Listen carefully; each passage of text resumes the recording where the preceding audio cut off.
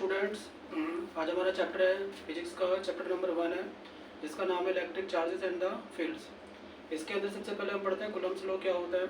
तो Coulomb's law के बारे में पहले सीखते हैं कूलम्ब्स लॉ क्या होता है।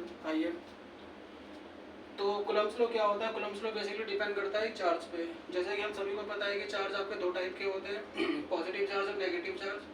जो पॉजिटिव चार्ज होते हैं उनके बीच में क्या होता है, फोर्स लगता है, और जो आपके नेगेटिव चार्ज है उनके बीच में फोर्स लगता है।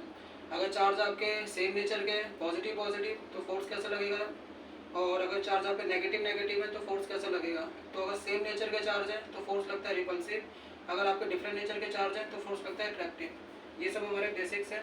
तो उसी पे क्या कहते हैं, हम कूलम्ब्स लॉ पढ़ने वाले हैं। कूलम्ब्स लॉ क्या होता है, आपके पास में दो चार्ज है, ये दोनों चार्ज मैंने पॉजिटिव ले लिए, लेकिन इसका मतलब ये नहीं कि पॉजिटिव भी होंगे, ये पॉजिटिव भी हो सकते हैं, नेगेटिव भी हो सकते हैं, या तो दोनों पॉजिटिव होंगे या तो दोनों नेगेटिव होंगे, या एक पॉजिटिव एक नेगेटिव, कैसे भी हो सकता है।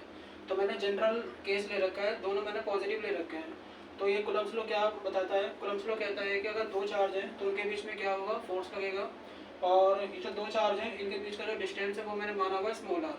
तो कूलम्ब्स लॉ का जो स्टेटमेंट है वो क्या बोलता है कि जो फोर्स होता है वो आपका डायरेक्टली प्रोपोर्शनल होता है किसके, प्रोडक्ट ऑफ चार्जेस के, और जो फोर्स होता है वो इन्वर्सली प्रोपोर्शनल है इसका square of distance between them. इन दोनों के बीच में जो भी आपका डिस्टेंस है उसके स्क्वायर का इन्वर्सली प्रोपोर्शनल है। तो यहाँ से दोनों इक्वेशन आप बना लेंगे, उन दोनों इक्वेशन को आप कंबाइन करेंगे। अगर आप कंबाइन करेंगे तो आपको क्या मिलेगा, फ्रॉम इक्वेशन नंबर 1 एंड 2। तो आप इसको ऐसे बोल सकते हैं कि फोर्स प्रोपोर्शनल है Q1 इंटू में Q2 अपन में आर स्क्वायर। ये जो आपका साइन है प्रोपोर्शनल का, आप इसको हटाएंगे और इसको हटा के आप क्या लगाएंगे, के लगाएंगे।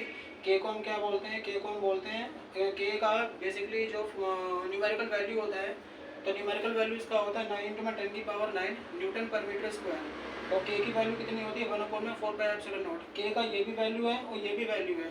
जब हम न्यूमेरिकल्स को सॉल्व करेंगे तो हमें ये वाला यूज़ करना पड़ेगा, and also k is equal to 1/4πε0 as well as 9 × 10⁹ यहाँ पे जो लिखा हुआ है कि 1/4πε0, तो 4 और 4 क्या है, कांस्टेंट है, पाई भी कांस्टेंट ही होता है, इसे बोलते हैं एप्सिलॉन नॉट। यहाँ पे जो नॉट लगा हुआ है, नॉट क्या बताता है, नॉट का मतलब होता है कि जो आपका मीडियम है, नॉट डिनोट करता है मीडियम को। तो मीडियम क्या क्या हो सकता है, मीडियम आपका वैक्यूम हो सकता है, या आपका एयर, या आपका फ्री स्पेस। इन तीनों ये तीनों अगर मीडियम चल रहे हैं तो आप क्या लगाओगे, नॉट लगाओगे, अदरवाइज आपको नॉट नहीं लगाना। तो आप इसे कैसे पढ़ेंगे, एप्सिलॉन नॉट, यानी कि परमिटिविटी ऑफ वैक्यूम या एयर या फ्री स्पेस। ओके, और इसका जो स्टेटमेंट है, it state that the force of attraction, या तो अगर दोनों चार्ज हैं, अगर वो पॉजिटिव है तो फोर्स लगेगा रिपल्सिव। अगर मान लो एक चार्ज आपका पॉजिटिव है, एक चार्ज आपका नेगेटिव है, तो फोर्स लगेगा अट्रैक्टिव। तो मैंने यहाँ पर दोनों केस ले रखे हैं। Between the two charges is directly proportional to the product of charges and also inversely proportional to the square of distance between them. Okay, and this is called the Coulomb's law. अब इस पर हमें सवालों की practice करनी है, तो इसको हम करेंगे ना अगली क्लास में।